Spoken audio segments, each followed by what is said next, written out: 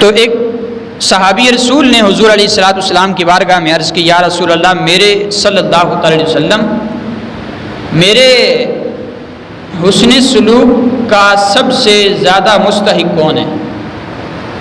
اچھا برتاؤ جو میں کروں، سب سے زیادہ اچھا برتاؤ میں کس کے ساتھ کروں؟ کون مستحق ہے میرا؟ سرکار علیہ الصلوۃ والسلام نے ارشاد فرمایا، تیری ماں تیرے حسن سلوک کی سب سے زیادہ مستحق ہے۔ تو اپنا اخلاق اور اپنے احسان اور اپنی ساری نیکی اپنی ماں کے لیے خاص کر دے۔ انہوں نے عرض کیا، رسول اللہ پھر کون؟ فرمایا، تیری ماں۔ پھر تیسری بار اس صحابی نے عرض کی، یا رسول اللہ اس کے بعد کون؟ فرمایا، پھر بھی تیری ماں۔ چوتھی بار جب انہوں نے پوچھا کہ یا رسول اللہ 3 بار میری ماں کا حکم ہوا، اس کے بعد کون سب سے زیادہ مستحق ہے؟ فرمایا، تیرا باپ۔ 3 بار جو مقام دیا مصطفیٰ کریم علیہ الصلوۃ والسلام کی زبان اقدس نے، وہ ماں کو دیا، اور چوتھی بار جو مقام دیا وہ باپ کو دیا۔ پتہ ہی چلا کہ رتبہ باپ کا بھی ہے۔ آج ہمارے زمانے کے اندر مظلوم زمانہ طبقوں میں، مظلوم زمانہ لوگوں کے اندر باپ بھی شامل ہے، کہ جتنا بد کرداری اور ظلم جتنا جو ہے وہ معاشرے کے اندر ہوتا ہے اس وقت، اگر اس کے 5 حصے کریں تو میرا خیال سے کہ 4 حصے باپ کے ساتھ ہوتا ہے، 1 حصہ جو ہے وہ دیگر لوگوں کے ساتھ ہوتا ہے۔ اور ہمارے خطباء کے اندر بھی یہ ماں کی جو عظمت ہے زبان پر اتنی رچ بس گئی ہے کہ صرف ماں کی ہی عظمت بیان کی جاتی ہے، باپ کو تو کسی خاتے میں ہی نہیں لایا جاتا۔ تو باپ کا بھی رتبہ سرکار علیہ الصلوۃ والسلام کی زبان اقدس سے ملا ہے، اگرچہ چوتھی بار پوچھنے پر ملا، پر یہ ایک روایت وہ ہے نا کہ جس میں چوتھی بار ملا۔ کئی روایتیں ایسی ہیں سرکار علیہ الصلوۃ والسلام نے اس میں باپ کی شان کو بیان فرمایا ہے۔ تو باپ کوئی جو ہے وہ تیسری پوزیشن کا کوئی شخص نہیں ہے کہ اس کو ڈیگریڈ اتنا کیا جاتا ہے، اتنا جو ہے وہ ڈیگریڈ کیا جاتا ہے کہ باپ گھر کے اندر رہنا بھی گوارا نہیں کرتا۔ تو یہ چاہے ماں کا ذکر ہو یا باپ کا ذکر ہو، یہ دونوں الگ نہیں ہوتے، یہ دونوں ایک ہی چیز ہے۔ گھر سے باہر نکل کر باپ دھوپ میں جلتا ہے، گھر سے باہر نکل کر باپ دھوپ میں جلتا ہے، اور ماں گھر میں رہ کر چولہے پر جلتی ہے۔ باپ باہر دھوپ میں جلتا ہے، ماں گھر میں چولہے پر جلتی ہے، تب جا کر کہیں اولاد پلتی ہے۔ اگر ان دونوں چیزوں کو الگ الگ رویے سے، الگ الگ زاویے سے دیکھا جائے تو ماں گھر میں چولہے پر جلتی ہے تب جا کر اولاد پلتی ہے، اور باپ گھر سے باہر نکل کر جلتا ہے تب کہیں جا کر گھر کا چولہا جلتا ہے۔ تو یہ دونوں ایک دوسرے سے متصل ہیں، ایک دوسرے سے ملے ہوئے ہیں، ایک دوسرے کے ساتھ ہیں۔ اور جہاں احادیث کے اندر آپ دیکھیں کہ جہاں کوئی عظمت والدین کی کہیں بیان کرنے پر بات آئی تو وہاں والدین کی شان کو بیان کیا گیا۔ اکثر جگہوں پر ایسا ہے کہ والدین کی عظمت کو بیان کیا گیا، صرف ماں یا صرف باپ کی شان کو نہیں بیان کیا گیا، وہاں دونوں کو رتبہ دیا گیا ہے۔ جو مقام ماں کا ہے وہی مقام باپ کا بھی ہے۔ پر ہمارا معاشرہ آج باپ کو سمجھتا ہے کہ یہ تو ہمارے گھر کا نوکر ہے، اور ماں بھی آج کل نوکرانی ہی سمجھی جاتی ہے، مگر کچھ حد تک اولاد ماں سے قریب ہوتی ہے۔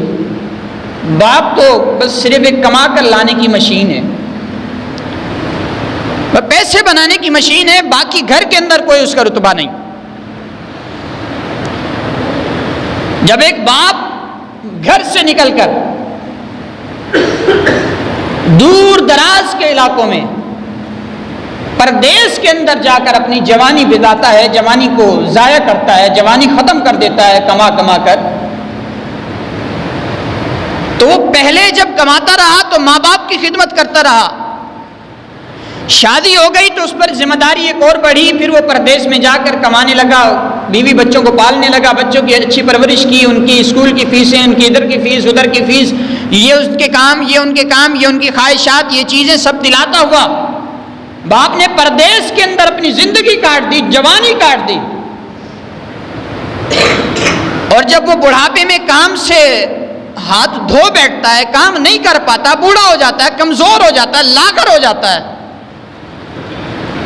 پھر وہ کام کو چھوڑ کر جب اپنے گھر میں جا کر بیٹھتا ہے کہ اب اپنے بچوں کو دیکھوں، اپنے بیوی بچوں کو دیکھوں، ان کے ساتھ وقت گزاروں، تو پھر اس کی اولاد چونکہ جوان ہو چکی ہوتی ہے، پھر وہ اولاد اس باپ کو یہ تانا دیتی ہے کہ ابا تم نے ہمارے لیے کیا کیا ہے؟ اس نے اپنی پوری جوانی تمہارے لیے گزار دی ہے، تو اس کو یہی سننے کو ملنا تھا کہ ابا آپ نے ہمارے لیے کیا کیا ہے، اور اتنے اچھے ہو کہ تو تم اپنی اولاد کے لیے کر کے دکھا دو کہ تم کیا کر سکتے ہو۔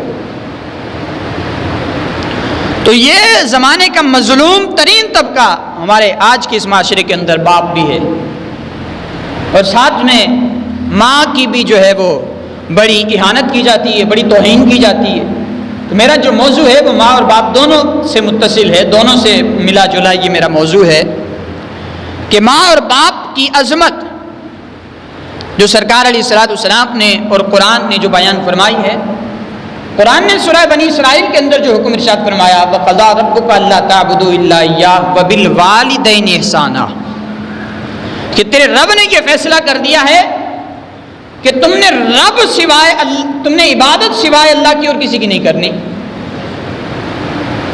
اور اس کے ساتھ ہی جو دوسرا حکم ارشاد فرمایا وہ فرمایا وَبِالْوَالِدَيْنِ إِحْسَانًا، احسان تم نے اپنے والدین کے ساتھ کرنا ہے، صرف ماں یا صرف باپ کے ساتھ نہیں، احسان والدین کے ساتھ کرنا ہے، باپ بھی اس میں شامل ہے، ماں بھی شامل ہے، احسان دونوں کے ساتھ اولاد پر حق بنتا ہے۔ تو جی اسی موضوع کو آگے بڑھاتے ہوئے میں آپ سے عرض کروں کہ ماں کو ایک مقام تو ملا ہے، پر اس مقام کی آڑ میں باپ کو نہ بھلایا جائے، باپ کو پس پش نہ ڈالا جائے، کہ جس ماں کے قدموں کے نیچے تیری جنت ہے،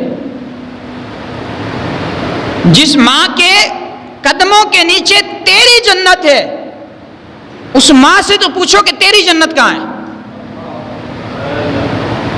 اس ماں سے پوچھو۔ جب کسی بچوں کی جنت ہی جہنم میں پڑی ہو تو بچوں کا جنت میں جانے کا کیسے سوال ہے؟ تو ماں سے کبھی سوال کریں کہ ماں ہماری جنت تو تیرے قدموں میں ہے، تیری کہاں ہے؟ تیری بھی جنت کہیں ہوگی کہ نہیں ہوگی؟ تو تیری جنت کہاں ہے؟ تو ماں بتا دے تو امین ہے، بتا دے تو امانت دار ہے، وفادار ہے، وفا کے شعار اس کے اندر موجود ہیں، اور نہ بتائے تو آپ اسے بتائیں کہ ماں ہماری جنت تیرے قدموں میں ہے، پر تیری جنت ہمارے باپ کے قدموں میں موجود ہے۔ اور جب ماں یعنی بچوں کی خود جنت، اپنی بچوں کی جنت خود جہنم میں پڑی ہو، بچے کہاں جائیں گے جنت میں؟ کون سی جنت میں جائیں گے؟ کہاں تلاش کرنے جائیں گے جنت کو؟ تو علی جا یہ بھی ایک بڑا فرق والی بات ہے ہمارے معاشرے کے اندر۔